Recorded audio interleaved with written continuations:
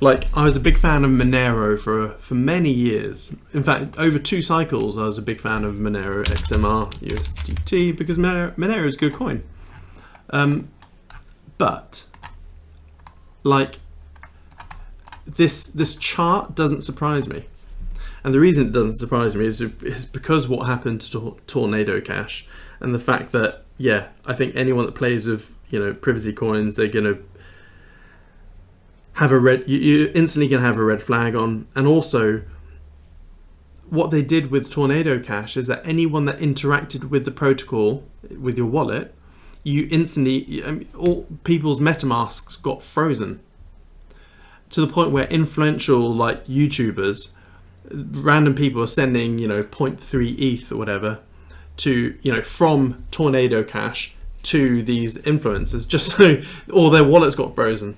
I was like, Jesus, if OFAC can literally go scorched earth on a crypto project and put the dev in jail, like, what was his crime? Developing just writing code, and he goes to jail. Tornado Cash dev in jail, or something like that. 5 years, 4 months prison on charges of money laundering, will remain in jail whilst his appeal is being processed. So, Jesus. He will face 64 months in prison. What was his actual, you know, he just developed found guilty of money laundering.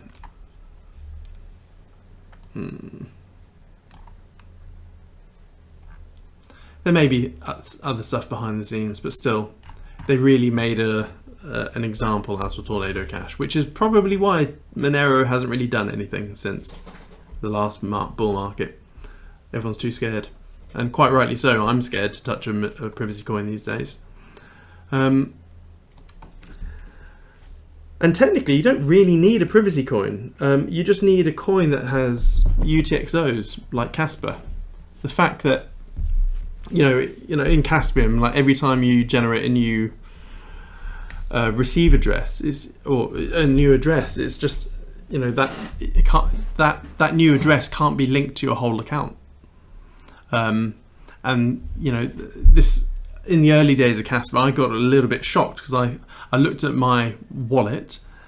So for example, you go to cas.fyi. Let's just find a random wallet. Top addresses.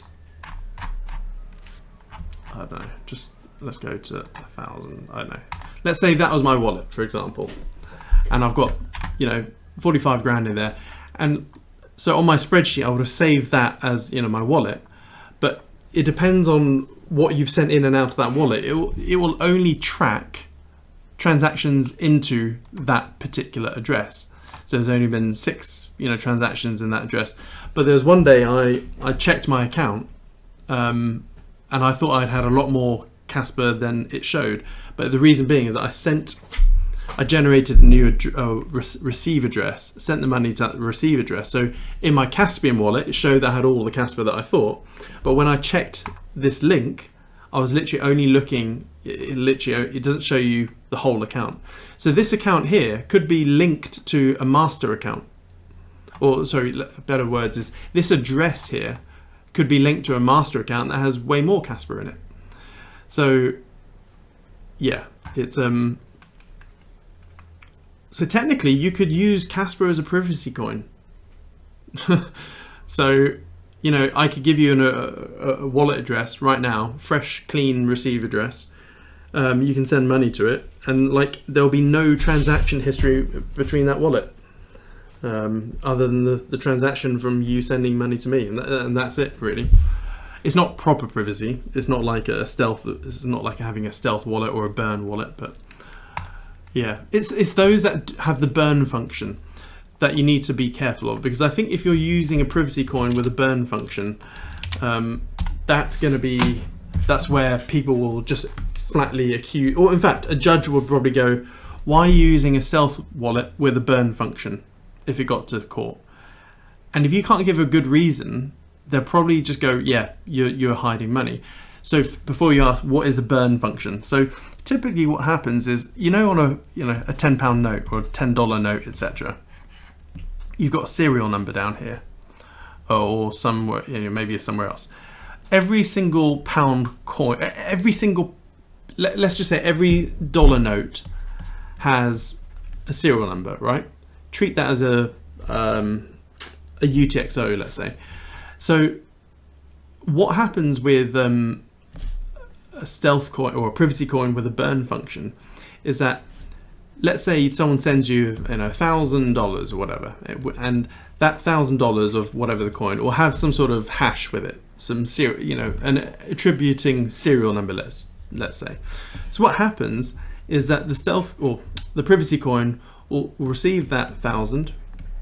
It will then literally burn that $1,000 straight away and instantly create you a new wallet with $1,000 worth of, the privacy coin. But obviously you've got a new serial number or a new whatever the protocol wants to call it, whether it's a UTXO or whatever. So yeah, and then because this has been burned, like literally sent to a dead address, etc., there's no trace because it's instantly minted you brand new tokens, fresh, and then you can do whatever you want with it. So if you're using anything with a burn function, then yeah, I'd be careful.